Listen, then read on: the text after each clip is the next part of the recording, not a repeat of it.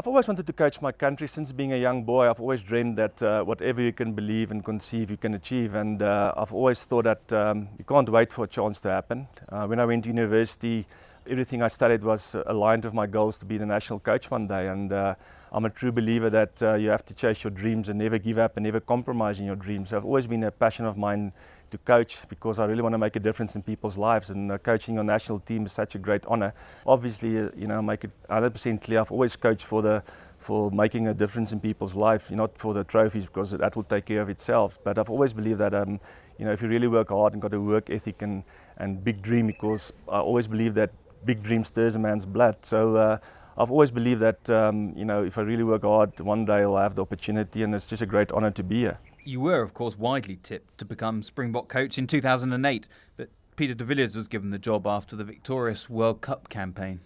Yes, firstly I would just like to say that I thought that was probably the right time for me as well, because as a national coach you don't have time with the players, and most of those players I've coached for 10 years. A lot of those players I believe were at the best of their careers, and they've peaked. And I also believe that probably 8 to 9 of those players were the best in their positions in the world. So I believe that team could have been invincible. And that's why I love to coach them, because I really thought that team could be one of the best teams that ever played rugby.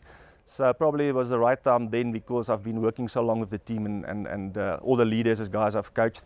But by saying that, I think Peter did a great job, and I think he was probably then the right decision, and I accept that.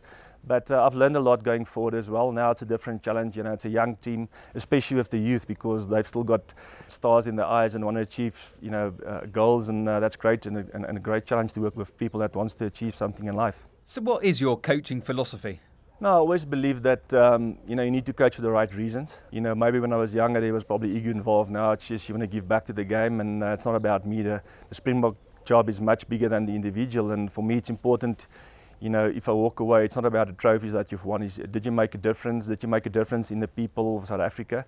And can you keep your head high, and is your integrity still intact? Because you're still going to lose games, and most of these games is a 50-50 of winning the World Cup or not.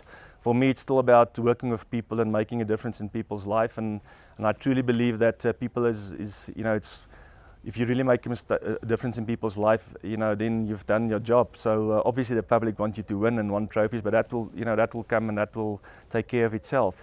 Now, you've been assistant coach of South Africa in the past, and of course you had so many years at the Bulls. How did that prepare you for this job?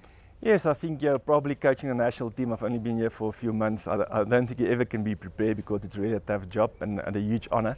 But I think going through the systems, I was an average rugby player, and I have to start right at the bottom. So I've coached all teams from junior level, primary level, right up to the highest level. And I think where you learn most is in Super Rugby. I've lost a lot of games in Super Rugby, and you actually learn from your mistakes. But I think it's always a new challenge, and the game changes every single week, and you need to adapt, and you also need a great environment around you and great coaches. You're only as good as your assistant coaches and your players, and I think that's one thing I've learned. Coaching is not about the game plans, it's how you manage people and how you treat people. And so I'm probably not the best tactical coach around, but I believe in people, and I back people, and know, at the end it's all about guys with character, and guys can perform on the day. And what about your time at Leicester, coaching in England's Premiership?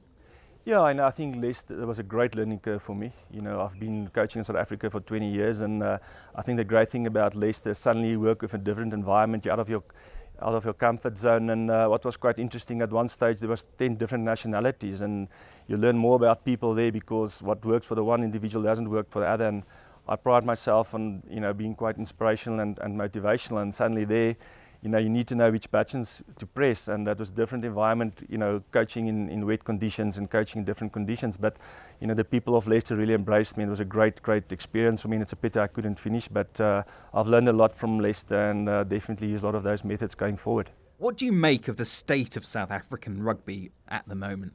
Yes, I'm very proud of the players. I think, that our rugby is quite healthy in South Africa. There's a lot of depth suddenly, and a lot of new players putting up their hands. So, that's a great sign for the future. Suddenly we've won the World Cup for junior rugby, which we haven't done for quite some time, and New Zealand has won it for the last 4 years. So it's a mental shift as well. And being in South Africa, there was a lot of pressure on those players to perform, and if you host a tournament like that in your home country, you need to win it.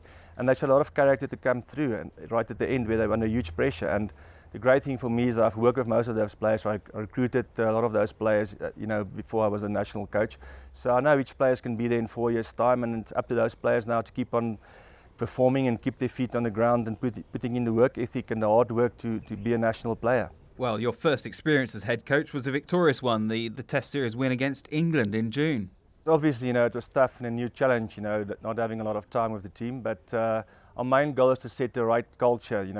I'm a big believer, if you set the culture and the standards, the rugby will take care of itself. So we've achieved a lot of goals, but I'm the first to admit that we're still a long way from achieving our goals, and this was just a first building step in a long process. So, losing all that experience, obviously you need to bleed in young players and blend them in, but you also need to have experienced players around them, and you have to win, if you're a South African coach, every single game. So that's our goal. So it's a fine balance between looking at the future and the next World Cup and winning every single game. And I think, like I said, the challenge will be this next 4 months going forward. Well, the Rugby Championship, the replacement for the Tri-Nations, is almost upon us. How do you see that going, especially with Argentina part of the mix? I think it's going to be very tough. I think having 4 teams is a great challenge as well. I think Argentina will be an underrated team. I rate them highly because I've coached a lot of those players when I was at Leicester. Most of those players are now full professionals, so it's not a question of you play amateur players anymore. They're full professional players, and we all have more or less the same time to prepare. So I think they're going to be a huge challenge, especially away from home. New Zealand is always an unbelievable country and very strong rugby nation. They'll be strong, and Australia probably don't have a lot of depth, but they can pick a very strong 22. And Robbie Deans is a great coach. And both New Zealand and Australia has a lot of continuity. The same coaching staff, the same captain, so they'll be tough to beat. Specifically looking at Argentina, how do you think they'll get on? Yeah, we really need to be focused. You can't look past Argentina and just think you're going to have to win against Australia and New Zealand.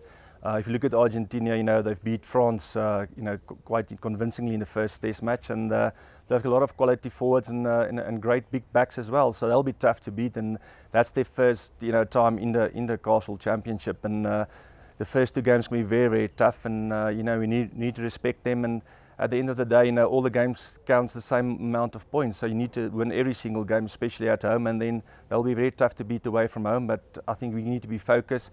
We want to improve our previous series and take it game by game. And for me, it's all a matter of improving every single game. And I guess now that with Argentina included, travelling is going to be much more of a factor. Yeah, I think the travelling is going to be tough for all 4 teams. I think probably even things out. You're really going to have to be mentally tough to overcome the travel. I think the Sharks have shown, for me, it's all about the mental state of mind. And but I think it's going to bring a new dimension, especially for all 3 countries that hasn't played there. But I think it's challenging. It's great for rugby, and it's great to have them included in the championship. So you're in the number 1 job, the hot seat. It's not easy, is it? Even now in the first 6 months, I've done things, and then suddenly the public's not happy, and then you do things differently and they're still not happy. So I think if you're true to yourself, I always pick players of character, because I believe character is like charcoal. Charcoal doesn't mean a thing, but if you put a lot of pressure on charcoal, you get a diamond. And I like to pick players of character and guys that can shine like diamonds, because that's what wins trophies. So the public's not always going to agree with that, but I work with the players, hopefully week in and week out, and I know which guys can perform under pressure. So you don't always pick the best player. You pick the player that can perform under pressure, and I pick for character, and I pick guys that really wants to play for their country, and I don't believe in prima donnas and guys that play for themselves, and I really want guys to be there for their teammates and to play for South Africa. So I'm going to make mistakes, and I've done a few, already in the first 6 months. But as long as you stay true to yourself and can look yourself in the mirror and know you've done what you believe is the best for the team, I don't mind the criticism, although it is tough, and you want to make the people happy of the whole of South Africa. But it is tough. But at the end, if you win trophies, then everybody is happy. So it doesn't matter what you do, you need to win. It's going to be a lot of hard work. I think we're definitely behind the likes of New Zealand, Australia, and the top countries. And you don't become a champion overnight. It's a lot of sweat and guts and tears. But you learn from that, and you have to improve every single game. So I'm quite realistic. I know it's still a long way for South African rugby to go, and it's going to be a lot of tough games going forward and a lot of challenges. But I'm prepared, and I think I've got great players around me, a great coaching team around me, and I think great leadership in South African rugby. So winning the World Cup is a cherry on top. You know, it means a lot to the nation, and it's great winning the World Cup. But I also believe that you need to be the best team in the world year in and year out, and that's a great challenge, and that's what we aspire for. Although we know it's going to be very tough.